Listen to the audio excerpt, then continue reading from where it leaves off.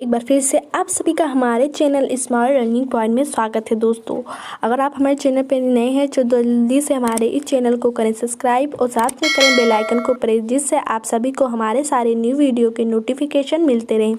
दोस्तों, जैसा कि आप लोग जानते हैं कि हमने चैप्टर 1 चैप्टर 2 को बहुत अच्छे तरीके से पढ़ाया है। अप्रोच का एक भी क्वेश्चन हमने मिस नहीं किया है।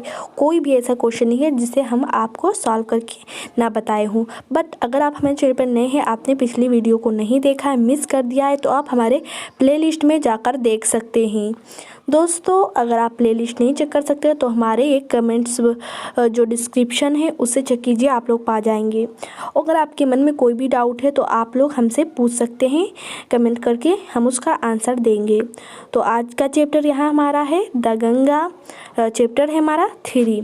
इसके लेखक है पंडित जवाहरलाल नेहरू। यहाँ ये देखिए, यही हमारे पंडित जवाहरलाल नेहरू हैं।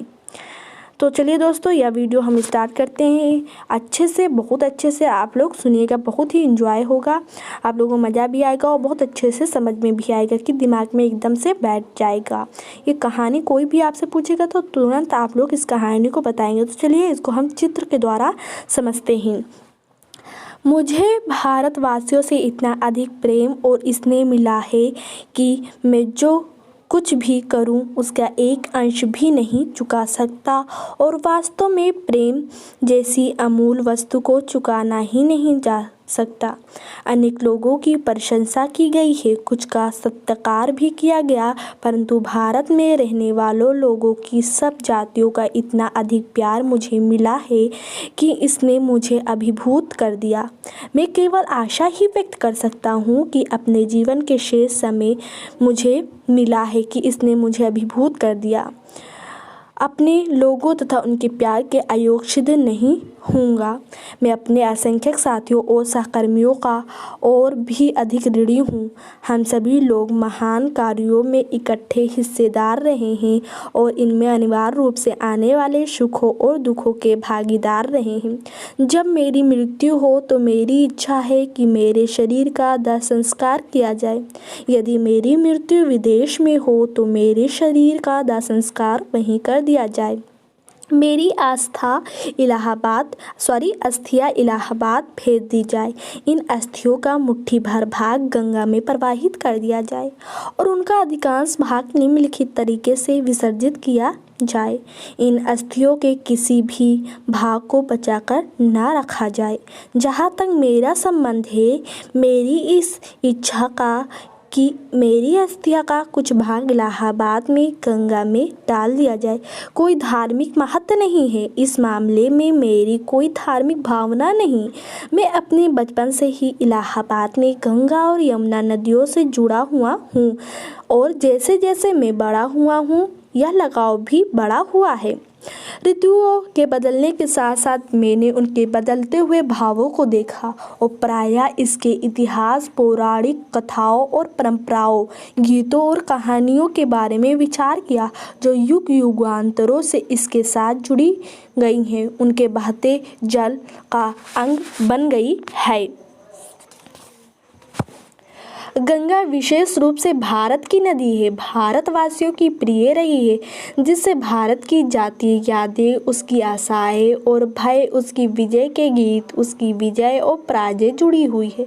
यह भारत का दीर्घकालीन संस्कृति और सभ्यता का प्रतीक है। निरंतर बदलती हुई, निरंतर बहती हुई और फिर भी वैसी ही गंगा है। मुझे याद दिलाती है हिमालय की उन गहरी घाटियों और बर्फ से ढकी हुई चोटियों की जिन्हें मैंने बहुत प्यार किया, और समृद्ध तथा विशाल निचले मैदानों की जहां मेरे जीवन और काल ढले हैं।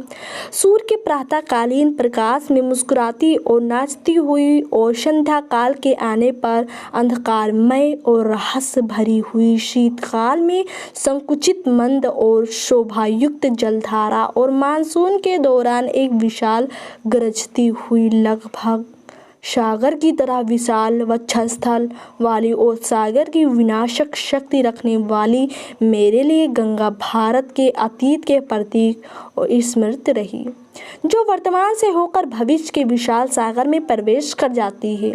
और यद्यपि मैंने काफ़ी प्राचीन परंपराओं और रीति रिवाजों के अधिकांश भागों को छोड़ दिया है और मैं उत्सुक हूँ कि भारत स्वयं उन सब बेड़ियों से मुक्त कर ले जो उसे बांधती है और बांध कर रखती है और उनके लोगों को विभाजित करती है और उनमें असंख्यक का दमन करती है और आत्मा तथा शरीर के स्वतंत्र विकास को रोकती है। यद्यपि मैं यह सब चाहता हूँ, फिर भी मैं स्वयं को संपूर्ण रूप से उस अतीत से अलग नहीं करना चाहता। मुझे उस महान विरासत पर जो हमारी रही और हमारी है गर्व है और मुझे बोध है कि मैं भी सब तरह उस अटूट कड़ी का एक अंग हूँ जो भारत के प्राचीन अतीत के इतिहास से जुड़ी है। मैं उस कड़ी को नहीं तोड़ूंगा क्योंकि मैं इसे बहुमूल्य समझता हूँ और इसे प्रेरणा ग्रहण करता हूँ और अपनी इस इच्छा और भारत के संस्कृति विरासत के प्रति मेरी अंतिम श्रद्धांजलि के साक्षी के रूप में मैं यह प्रार्थना कर रहा हूँ कि मेरी मुट्ठी भर अस्थियाँ इलाहाबाद की गंगा में प्रवाहित कर दिया जाए। दोस्तों, ये कौन कह रहा है? पंडित जवाहरलाल नेहरू कह रहे हैं। जो विशाल की सागर में चली जाए, जो भारत के समुद्र तटों को धोती है। मेरी अस्थियों के अधिकांश भाग को अन्न प्रकाश से विसर्जित किया जाए। मैं चाहता हूँ कि इन्हें वायुयान में रखकर आकाश में ऊंचा ले जाया जाए और उस ऊंचाई से इन्हें हमारे खेतों में बिखेर दिया जाए जहाँ भारत के किसान कठिन परिश्रम करते हैं ताकि वह भारत की मिट्टी में मिल जाए और भारत का एक अभिन्न बन जाए। मैंने वसीयतनामा और इच्छा पत्र नई दिल्ली में 21 जून 1954 को लिखा है। यह पत्र पंडित जवाहरलाल नेहरू कहाँ लिखा था? दिल्ली में लिखे थे। और ये कब लिखे थे पंडित जवाहरलाल नेहरू जी?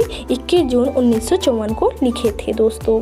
तो ये जो कहानी दगंगा था, जो दगंगा में पंडित जवाहरलाल नेहरू अपनी इच्छाओं को प्रकट कर रहे हैं, आप लोगों ने अच्छे से समझा। तो यह यहीं एंडिंग हो रहा है दोस्तों। नेक्स्ट वीडियो के साथ हम इसके क्वेश्चन के साथ मिलेंगे दोस्तों। तो हमारे इस चैनल को सब्सक्राइब करें, साथ में बेल आइकन को प्रेस करें जिससे आप सभी को हमारे सारे न्यू वीडियो के नोटिफिकेशन मिलते रहें। तब तक के लिए इतना ही। Thank for watching this video.